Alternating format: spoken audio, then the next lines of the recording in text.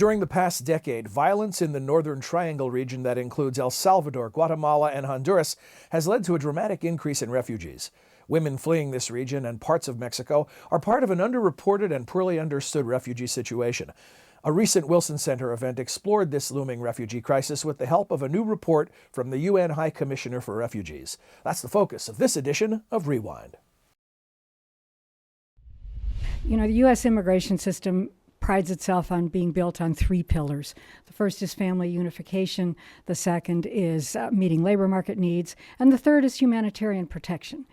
Humanitarian protection for refugees. And through all of these years that we've been debating and have this very fractious public sense of disagreements about our immigration system being broken, really the humanitarian part of the immigration system has not been part of that disagreement. In the last several years, and particularly in the last year or two, it's been quite clear, both with the unaccompanied children crisis in Central America, as well as what we're facing now in the Middle East, particularly Syria, that our system for humanitarian protection has atrophied quite badly. And we need to pay more attention not only to the system, but also to the role that humanitarian protection and refugee policy plays and should be playing as part of the range of immigration issues and responses that traditionally the United States has been known for.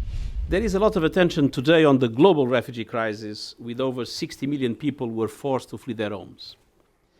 Most of the headlines are about Europe, Syria, and Iraq, but there is a very challenging displacement crisis unfolding right here in the Americas that must no longer be ignored. Organized crime and violence have increased dramatically in Central America and parts of Mexico over the last years, with the countries of the Northern Triangle, Honduras, El Salvador, and Guatemala, leading the world's homicide ranking. The report we are launching today emphasizing the urgency of this growing crisis.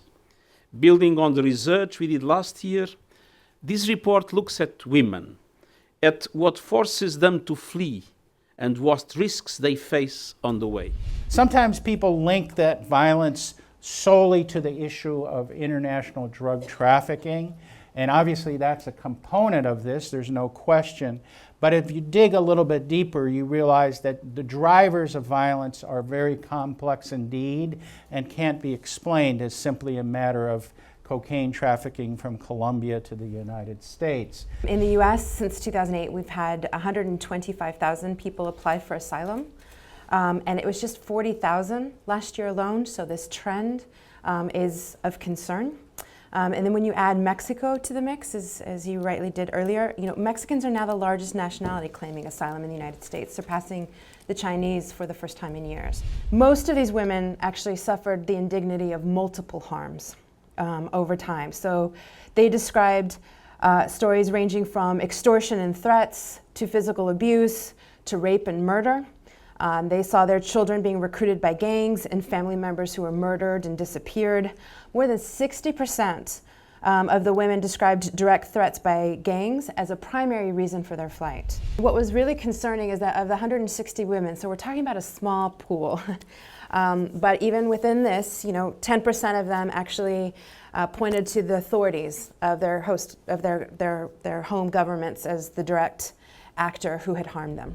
The prospects not only of avoiding violence from a state agent, but then appealing to justice agents to somehow investigate and hold people accountable is almost non-existent for most poor women facing the kinds of domestic and local violence you referred to. How do you go to someone and say, I need help, I had to leave my community, I don't know anybody here?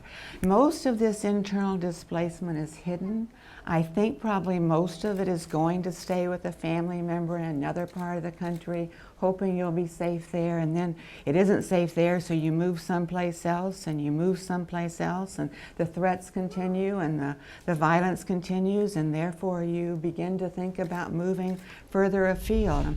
I thought your statistics in terms of the people seeking protection in neighboring countries is really important. It isn't just that Central Americans want to come to the U.S.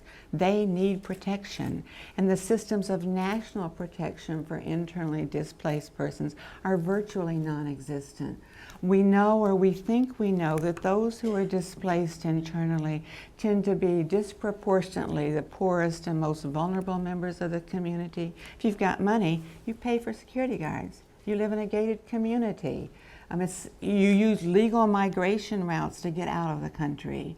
If you don't have means, oftentimes you go stay with a relative and eventually keep on the move in search of safety. In the meantime, we have to protect people who are fleeing for their lives, whether they're arriving on the border of the United States or the border of Mexico, whether they're displaced within the country, whether they are trapped and can't even get outside of it. We have to devise mechanisms to hold governments accountable for protecting their population, provide those who want to do something with the tools and support in order to do so. And I think we need to keep these stories alive, to keep checking in and seeing how things are going, that this isn't going to be a short-term solution for any of the countries involved. So I think those things have to be the starting points, that this is a complex problem, goes beyond drugs, and that we have to rebuild the capacity of the state to deal with them. And that for me is fundamental. For more information, visit wilsoncenter.org. Click the Research tab and search under the Latin American Program.